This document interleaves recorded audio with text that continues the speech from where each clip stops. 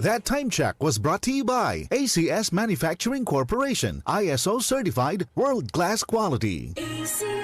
Hi, I'm Trixie Gumatay, 27 years old. In my life, I faced a lot of challenges. I am a working student since senior high until I finished my college. Napagtagumpayan ko lahat ng yun with the help of God. Malaking tulong din sa akin ng MX3 capsule kasama ang tamang pagkain at ehersisyo. MX3 inspires me to be excellent sa lahat ng mga ginagawa ko. Now, isa na akong Philippine Air Force enlisted personnel. I'm Trixie Gumatay sa MX3, dito ako believe. Mahalagang paalala, ang MX3 capsule ay hindi gamot at hindi dapat gamiting panggamot sa anumang uri ng sakit. MX3, tested and proven with alpha, beta, at gamma mangosteen. Mula sa #1 Smart Dishwashing Paste. Ang galing-galing mo!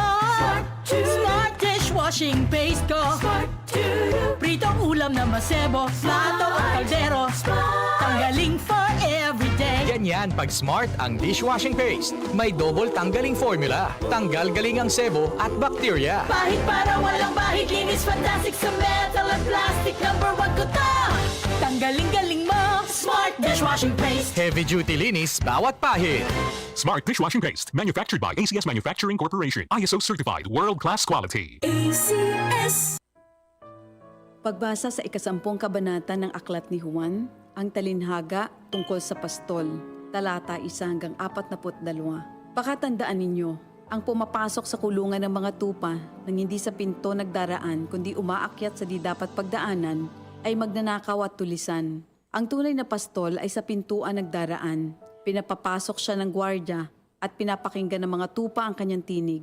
Tinatawag niya ang kanyang mga tupa sa kanilang pangalan at inilalabas sa kulungan.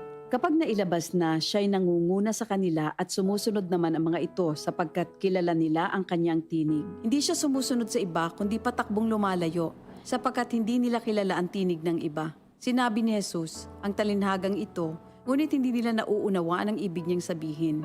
Kaya't muling sinabi ni Jesus, pakatandaan nyo, ako nga ang pintuang dinaraanan ng mga tupa. Ang mga nauna sa akin ay mga magnanakaw at mga tulisan, ngunit hindi sila pinapakinggan ng mga tupa. Ako ang pintuan. Ang sinumang pumapasok sa pamamagitan ko ay maliligtas. Papasok siya't lalabas at makakatagpo ng pastulan. Dumarating ang magnanakaw para lamang magnakaw, pumatay at manira. Naparito ako upang ang mga tupa ay magkaroon ng buhay, ng isang buhay na masagana at ganap. Ako ang mabuting pastol.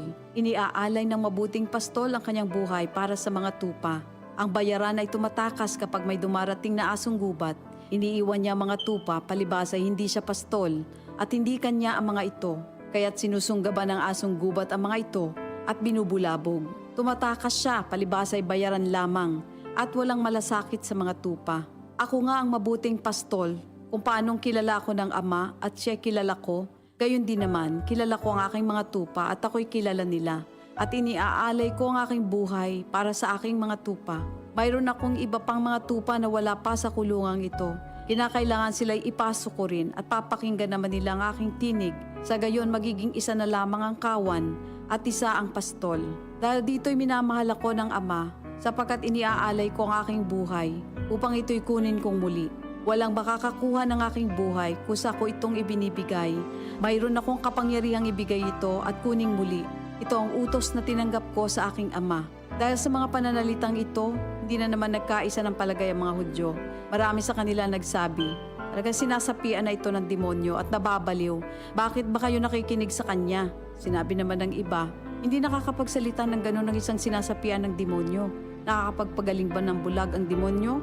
Taglamig na noon at kasalukuyang ipinagdiriwang sa Jerusalem ang pista ng pagtatalaga ng templo.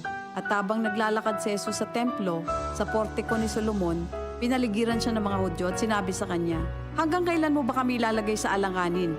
Kung ikaw nga ang Kristo, sabihin mo na ng tuwiran. At sumagot si Jesus, sinabi ko na sa inyo, ngunit ayaw ninyong maniwala. Ang mga ginagawa ko sa pangalan ng aking Ama ay nagpapatotoo tungkol sa akin. Ngunit ayaw ninyong maniwala sapagkat hindi kayo kabilang sa aking mga tupa. Nakikinig sa akin ang aking mga tupa. Nakikilala ko sila. Sumusunod sila sa akin. Binibigyan ko sila ng buhay na walang hanggan.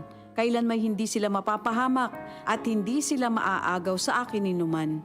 Ang aking Ama na siyang nagbigay sa kanila, sa akin, ay lalong dakila sa lahat at hindi sila maaagaw ninuman sa aking Ama. Ako at ang Ama ay iisa. Ang mga pinuno ng mga Hudyo'y muling dumampot ng bato upang batuhin siya. Kaya't sinabi sa kanila ni Jesus, "Marami akong mabubuting gawang ipinakita sa inyo mula sa Ama. Alin ba sa mga ito ang dahilan at ako'y inyong gustong batuhin?" Sumagot ang mga pinuno ng mga Hudyo, "Hindi dahil sa mabubuting gawa kaya ka namin babatuhin, kundi dahil sa paglapastangan mo sa Diyos, sapagkat nagpapanggap kang Diyos, bagamat tao ka lamang." Tumugon si Jesus, "Di ba nasusulat sa inyong kautusan? Sinabi ko, mga Diyos kayo. Mga Diyos ang tawag ng kautusan sa mga pinagkatiwalaan ng salita ng Diyos, at hindi maaaring ipawalang bisa ang sinasabi ng kasulatan. Ako'y pinili at isinugo ng Ama. Paano ninyo ngayon masasabing nilalapastangan ko ang Diyos? Dahil sa sinasabi kong ako ang anak ng Diyos? Kung hindi ko ginagawa ang mga pinapagawa ng aking Ama, huwag niyo akong paniwalaan. Ngunit kung ang ginagawa ko ay ang mga ito, paniwalaan ninyo ang aking mga gawa kung ayaw ninyong maniwala sa akin. Sa gayon matitiyak ninyong nasa akin ang Ama at ako'y nasa Kanya." Kaya tinangka naman nilang dakpin si Jesus, ngunit siya'y nakaalis. Muling pumunta si Jesus sa ibayo ng Jordan sa pook na dating pinagbautismohan ni Juan. Habang naroroon siya'y maraming lumalapit sa kanya. Sinasabi nila, si Juan ay walang ginawang himala, ngunit totoo ang lahat ng sinabi niya tungkol sa taong ito. At doon, maraming sumampalataya kay Jesus. Ito ang salita ng Diyos. Ito ang DCXL News. 558 kHz. 6 na dekadang maaasahan sa balita at serbisyo publiko. Ang himpilan ng RMN Network sa Mega Manila. Live sa radyo at online.